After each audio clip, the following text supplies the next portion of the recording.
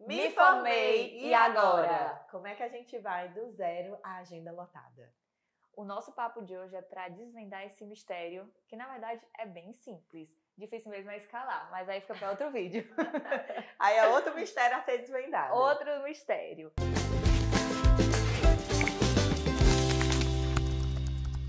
Mas no nosso papo de hoje, vamos pensar desde o momento que você se forma. Sim. Até aquela angústia que você tem quando alguém te procura e você não tem mais onde colocar o paciente. Você fica procurando, fazendo um malabarismo, troca dança das cadeiras, que eu chamo. Dança das cadeiras. Quem vai de alta para colocar isso que me procurou, porque você não quer dispensar o paciente, você não quer dizer não. Mas existem vários caminhos para chegar à agenda lotada. E eu e a Manu, a gente percorremos caminhos diferentes e acho que vai ser bem bacana para passar para vocês, porque o mais importante não é o caminho que você vai percorrer, mas o resultado que você vai encontrar em quanto tempo, de acordo também com a sua vida, né? Porque a gente sabe que a gente percorre caminhos diferentes, porque a gente parte de pontos diferentes. Então a gente quer trazer aqui essas estratégias para vocês. Eu penso que quando você sai da graduação, você sai meio, tipo assim, sai da caverna, com a visão bem utópica das coisas. Completamente. Fora da realidade, é uma bolha. Fora da realidade, é uma bolha. Até porque é comum, tá? Assim, me perdoe quem estiver escutando, mas é comum que alguns docentes, eles sejam só docentes. Sim. E não estejam no mercado de trabalho. Muitos estão, muitos ocupam as duas funções, dão aula e estão na clínica, têm empresas, porém, não todos. Isso, né? Até pela própria dinâmica da graduação, de ter que ter publicação, é tudo muito intenso, então fica um pouco distante essa teoria do que a gente acaba aprendendo para a prática, né?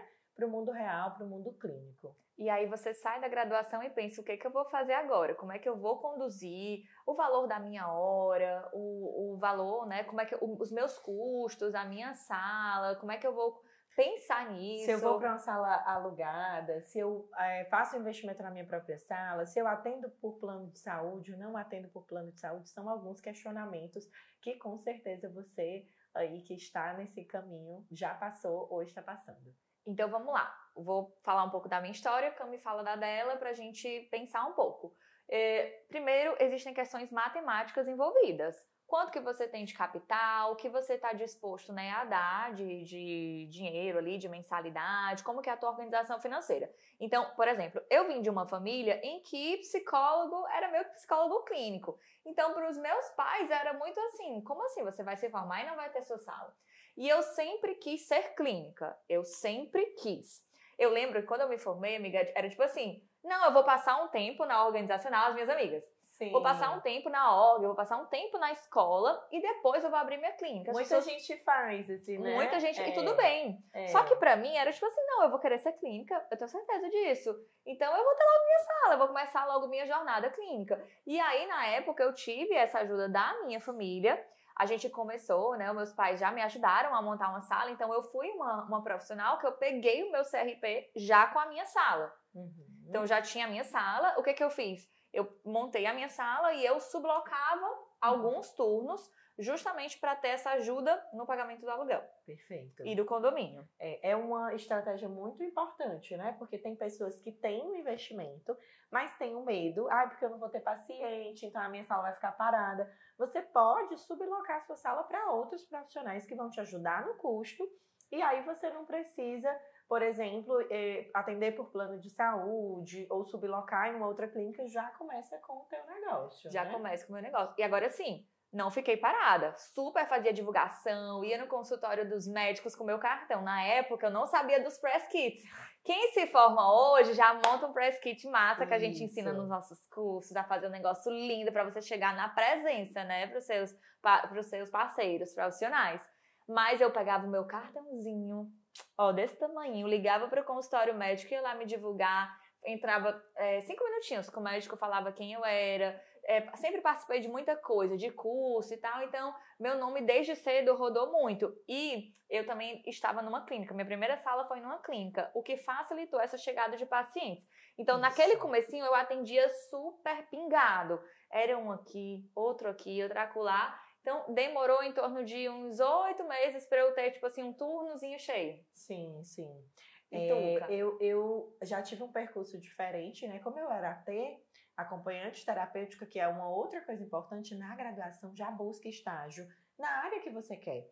Porque se você ficar fazendo muita coisa diferente, fica mais difícil quando você se forma. É claro que a graduação é um momento de experimentar, de fazer novas tentativas, mas tenta ali ver o que é que você gosta mais, aquilo que você pretende seguir e tenta estagiar naquela área, porque as pessoas já vão te conhecer. Então, quando eu me formei como AT, eu tinha alguns pacientes que se tornaram fixos, né? Eu já tinha um dinheirinho, então pela manhã eu era acompanhante terapêutica e esse dinheiro do acompanhamento terapêutico eu investi em atender uma clínica sublocada. E essa clínica recebia plano de saúde. Realmente eu fui com a estratégia de atender no volume.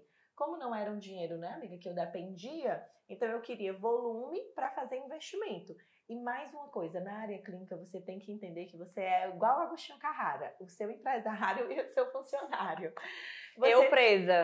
Exatamente. O dia você é o seu chefe, o dia você é seu funcionário. Por quê? Porque a gente tem que entender que a área clínica é uma área que precisa de aportes de investimento. Então, você, nesse primeiro momento, não pode pensar tão somente em colher os frutos. É claro que a gente precisa comer, se vestir, mas assim, eu tirava o básico e todo o restante eu reinvestia. Em quê? Supervisão, inclusive, né? Me fiz minha supervisão, vocês já sabem, com a Manu. E a Manu me indicou muitos pacientes depois que eu fiz supervisão com ela. Cursos livres, né? No próprio networking. Então, essa divulgação, essa presença que a Manu fala nos eventos, essa supervisão, tudo isso vai fazendo com que você tenha indicações mais robustas. E como falam os nossos amigos, um lead mais qualificado. Porque às vezes você faz uma divulgação para um público que não é qualificado, que não vai consumir o teu serviço. Então, no plano de saúde, eu percebi isso. Eu fiquei uns 8 meses no plano e eu percebi que eu tinha uma quantidade ali de um lead qualificado. Quando eu fui sair, eu ofertei um valor menor para essas famílias, para que elas continuassem comigo. Eu acho que de 20 famílias só uma não ficou.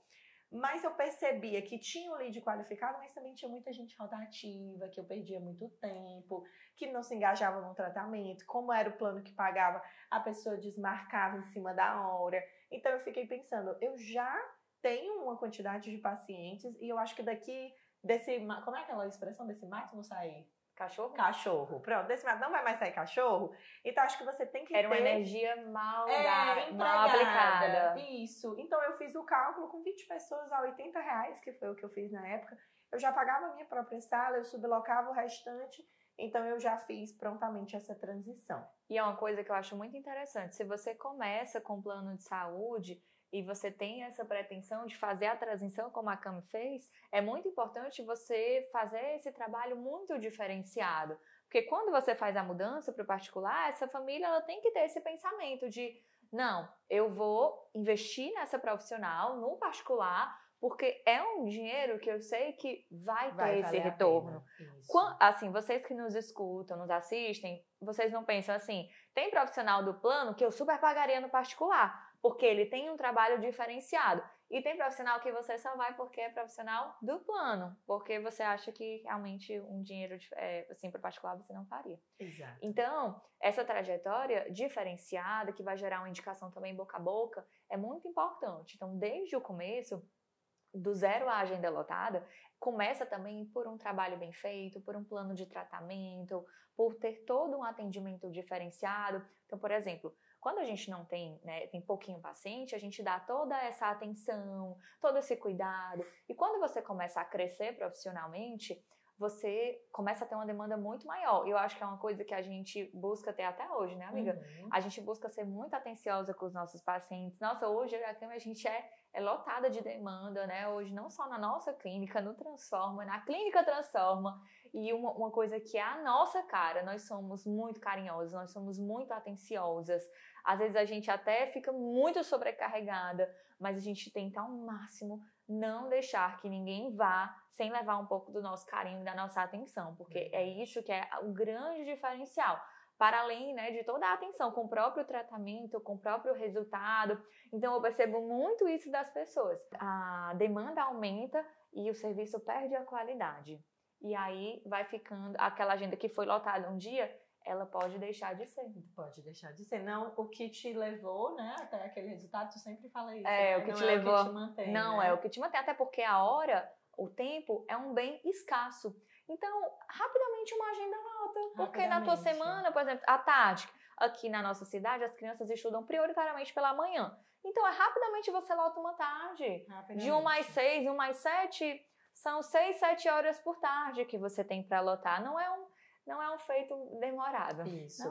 Pelo plano, eu lembro que o atendimento era 30 minutos e eu nunca atendi 30 minutos, eu sempre atendi os 50. Aquilo para mim, 20 minutos fazia total diferença para as famílias e eu conseguia fazer um tratamento que funcionasse, porque 30 minutos a gente sabe que é muito difícil fazer um tratamento que funcione. Então, eu entendia tudo aquilo como investimento. Eu comprava os melhores jogos, eu fazia relatório, que também era uma coisa pouco comum, né, nos atendimentos de plano de saúde, documentaçãozinha bonitinha, o contrato, tudo personalizado. Então, você tem que tratar o seu cliente de plano de saúde como o seu cliente do particular. Não pode haver diferenças, porque os clientes de plano de saúde, eles são sim um lead qualificado. Inclusive, eu atendo vários até hoje, que a minha sessão é muito mais cara, mais que o dobro do que o que eles pagavam. E eles permaneceram e trouxeram novos clientes e participaram das minhas oficinas. Os meus pacientes de plano, a primeira oficina que eu fiz foi gratuita com eles. Eu convidei, eles foram. Então, é muito importante que você tenha esse over delivery, essa entrega, porque é um público que você está conquistando e aí que vai disseminando sobre o teu trabalho. E eu penso muito assim, sabe, Cami? Há tempo de plantar e há tempo de colher.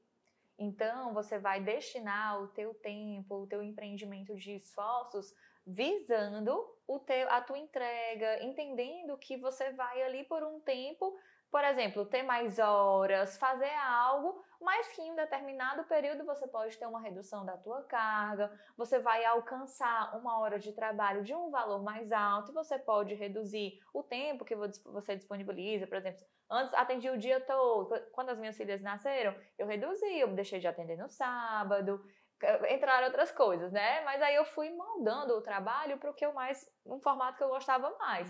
Então entenda que há tempo para tudo. Então essas são algumas sugestões. Desde uma divulgação, tem gente que acha que a divulgação é só a online, né? Mas tem a divulgação online e tem a divulgação offline, o networking, o boca a boca. E gente, uma coisa muito importante, né? A sua divulgação, ela não é só o seu press kit, o seu cartãozinho. Não, gente. É o oi que você dá para as pessoas que você encontra. É a maneira que você trata uma pessoa no elevador. Exatamente. Certo? É a gentileza com a qual você conduz um contrato de trabalho, ou mesmo não, uma pessoa que você diz... Quantas vezes eu já tive clientes de pessoas que eu conheci de forma super aleatória. É verdade, tem isso. Não tem? Que são pessoas que se encantam com a gente. E a pessoa que fazia, super bacana, que fazia minha fisioterapia pélvica, que chama aqui, né?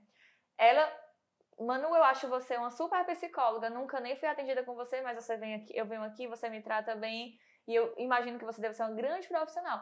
Só pela maneira que a gente trata as pessoas, você vai gerando links e conexões para o seu trabalho, que você nem imagina. Que não é algo intencional. Então, por exemplo, quando eu me formei, eu tive muita indicação de pessoas que estudaram comigo na faculdade no meu primeiro e segundo semestre. Por quê? Porque eu tinha uma postura lá de dedicação, de estudo. Sim. Então, a tua intencionalidade, a tua não intencionalidade já estão deixando sementes no teu caminho profissional. Eu lembro que no 8º semestre, a minha professora falou sobre vestimenta e era algo meio que tabu na faculdade, porque a gente da psicologia tem dificuldade para ouvir algumas coisas, né? A gente quer muita liberdade, a gente acha que as nossas expressões tem que, enfim, papo para outra conversa, mas eu lembro que essa professora, ela chamou a nossa atenção e disse, olha, a gente já analisa vocês desde a graduação. Então, assim, depois quando eu me formei, né, ser indicada pelos professores, a gente entende que essa nossa postura, desde a graduação, ela vai formando, né, a ideia que as pessoas têm sobre a gente, sobre o nosso fazer, porque tudo isso está conectado. Eu queria também pontuar uma outra coisa, que era sobre essa estratégia de você ter um outro trabalho que, né, sustente a sua clínica. É uma estratégia super válida. Agora ela tem que ter um prazo de validade, porque senão você fica entre duas coisas e não consegue investir em nenhuma. Então, diversas colegas, né, inclusive, que foram para a org, como a Manu falou, foram para a escola, mas também colocaram... Eu atuei em escola colocaram um período de validade, né, amiga? Porque senão você Perfeito. vai se envolvendo tanto no trabalho da escola, se envolvendo tanto no trabalho da org, que você não consegue sair.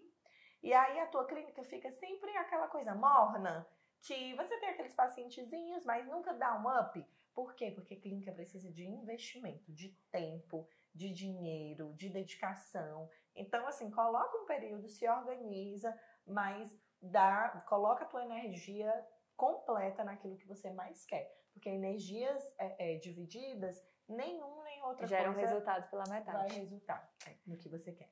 Pois, gente, a gente espera que vocês, né, tenham gostado do vídeo de hoje. Curtam, compartilhem. Se inscrevam no nosso canal. Se inscrevam no nosso canal e até a próxima. Beijo, tchau!